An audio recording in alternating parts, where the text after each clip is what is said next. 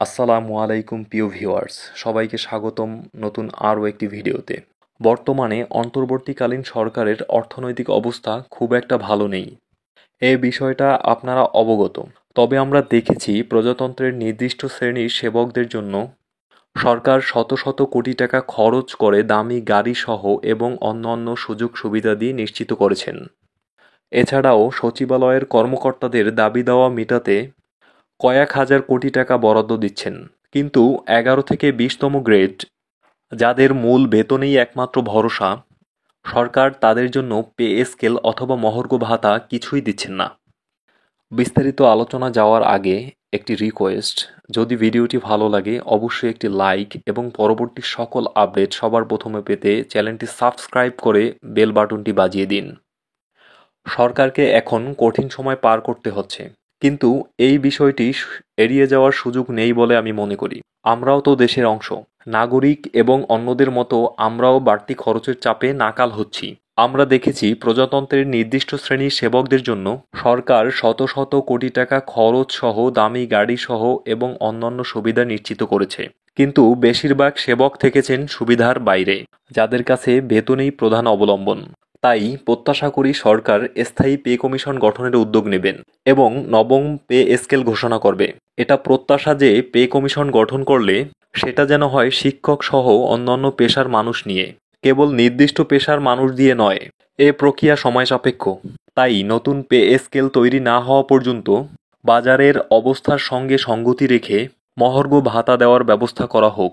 বর্তমান বাজারের যে পরিস্থিতি, তা অতীতের সব রেকর্ড ভেঙে প্রতিনিয়ত নতুন রেকর্ড তৈরি করছে। নিম্ন ও মধ্যম আয়ের মানুষের জন্য বাজার এখন যেন আতঙ্কের নাম। তাদের অবস্থা অত্যন্ত নাজুক। এটা শুধু বর্তমান বাজারের জন্যই নয়, বরং কয়েক বছর ধরে আমাদের এভাবেই নাকাল হতে হচ্ছে। সীমিত ও বেতনভুক্ত মানুষের জন্য বর্তমান বাজার পরিস্থিতিতে আয় দিয়ে ভারসাম্য রক্ষা করা খুবই কঠিন হয়ে যাচ্ছে, কিংবা অনেকের জন্য এর চেয়েও বেশি।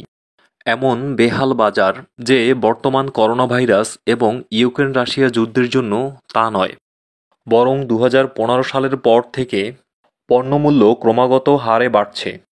প্রতি বছরেই জীবনযাত্রার ব্যয় বাড়ছে, এবং সেটা অনেক ক্ষেত্রে জ্যামিতিক হারে।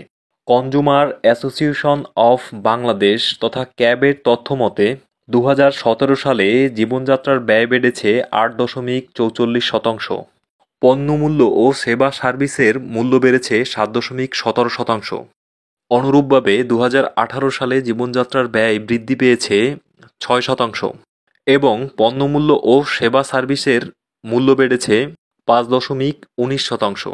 প্রায় কাছাকাছি ব্যয় বৃদ্ধি হয়েছে।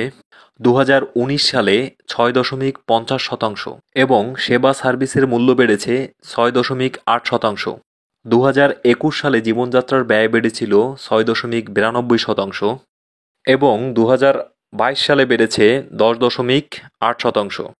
শুধু 2021 সালের তুলনায় 2022 সালে জীবনযাত্রার ব্যয় বাড়ার হার 3.16%। তাই এই মুহূর্তে নবম পে স্কেল বাস্তবায়ন এবং এর আগ পর্যন্ত 50% মহার্ঘ ভাতা সরকারি চাকরিজীবীদের প্রাণের দাবি। তো ভিউয়ার্স, এই ছিল আজকের ভিডিওতে। ধন্যবাদ সবাইকে, ভালো থাকবেন।